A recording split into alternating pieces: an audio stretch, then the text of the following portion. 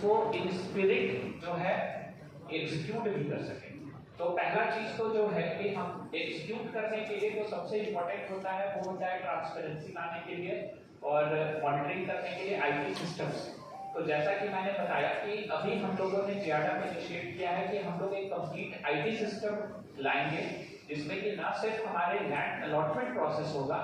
बल्कि जो post allotment services हैं वो भी हम लोग आईटी सिस्टम के थ्रू ही रखेंगे। साथ ही साथ जो यूटिलिटी सर्विसेज के सिस्टम है उसको भी हम लोग आईटी सिस्टम के थ्रू ही इंटीग्रेट कर रहे हैं। और ये आईटी सिस्टम हमारा अलग अलग रीजनल एरिया या इंडस्ट्रियल एरिया के लिए स्टैंड अलोन आईटी सिस्टम्स नहीं होगा बल्कि और वाइड एक इंटीग्रेटेड आईटी सिस्टम होगा जो कि इजीली मॉनिटर किया जा सके हेडक्वार्टर लेवल से भी कि अलग अलग इंडस्ट्रियल एरिया में क्या हो रहा है।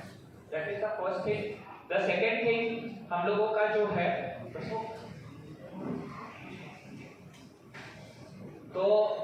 पहला चीज है कि हम आईटी सिस्टम्स को लाएं। दूसरा चीज है कि आप पॉलिसीज में देखेंगे तो जब हम लोगों ने इंडस्ट्रीज के साथ कंसल्टेशन किया तो उन सभी का एक मेजर पेन पॉइंट आ रहा था कि बहुत से ऐसे हमारे पार्ट्स थे पॉलिसी में जिसमें कि ग्रे एरिया था कि अगर आप मान लीजिए कि जा रहे हैं ऑपरेशंस के लिए तो हमने आपको मान लीजिए 5 साल का समय दिया या 3 साल का दिया और वो 3 साल में आप नहीं कर पाए ऑपरेशनलाइज, तो 3 साल के बाद का क्या होगा नहीं पता। तो अभी के पॉलिसी में आप देखेंगे कि हर जगहों पे जहां पर भी टाइमलाइन को अडहियर करना है वहां पे हम लोगों ने एक बफर पीरियड क्रिएट किया है कि अगर आप ये चीज को 3 साल में कंप्लीट नहीं कर पा रहे हैं तो एक अथॉरिटी है जो आपको 6 महीने या 1 साल की एक्सटेंशन दे सकती है बेस्ड ऑन द कि आप कोई पेनाल्टी पे कर रहे हैं एंड ऑल्सो लुकिंग इनटू कि कोई वो ऐसा फोर्स की मजूरी इवेंट नहीं है या ऐसा कुछ नहीं है। तो वो बफर पीरियड को क्रिएट करने से क्या हो रहा है कि हमारे जो लैंड अलॉटीज हैं उनको कई तरह के सर्विसेज में बहुत आसानी हो जाएगी कि कई बार जो होता है कि आप एक फिक्स पीरियड को नहीं फुलफिल कर पा रहे हैं और एक छोटे से कारण से भी वो 2 महीना एक्स्ट्रा हो जा रहा है तो you have that buffer period जिसमें आप चीजों को रेगुलराइज करा पाएंगे। दूसरा चीज इसमें हम लोगों का जो मेजर आप लोगों का कंसर्न होता था कि कई बार ऐसा होता था कि लैंड अलॉट हो गया पोजीशन नहीं, अब आपने फी पे कर दिया, अगर फी नहीं पे किया तो उसमें इंटरेस्ट बनने लग गया। तो हम लोगों ने लाया है कि हमारे जो भी टाइमलाइन से स्टार्ट होंगे वो डेट ऑफ पोजीशन से स्टार्ट होंगे ताकि हम जब आपको पोजीशन दे पा रहे हैं उसके बाद ही आप उस पर कोई कंस्ट्रक्शन एक्टिविटी कर पाएंगे या अपने इंडस्ट्री को ऑपरेशनलाइज कर पाएंगे। तो ये कुछ एक मेजर चीजें हैं जो मैं हाईलाइट करना चाहूंगा।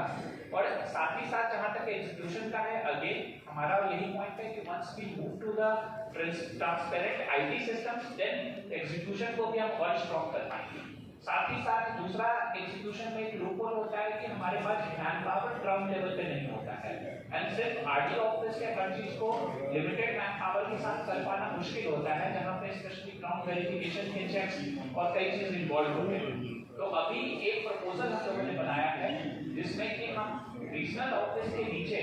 टोटल जियाडा के अंदर 163 इंडस्ट्रियल एरियाज हैं। वी आर टारगेटिंग कि हम उनको 55 से 60 स्टेट्स में हम उनको मिला रहे हैं ताकि रीजनल ऑफिस के नीचे में we have a state level and we have a state level officer also present at the field जो आपको डे टू डे की चीजों में हैंड होल्डिंग कर सके और आपके लिए फर्स्ट पॉइंट ऑफ कांटेक्ट हो सके। तो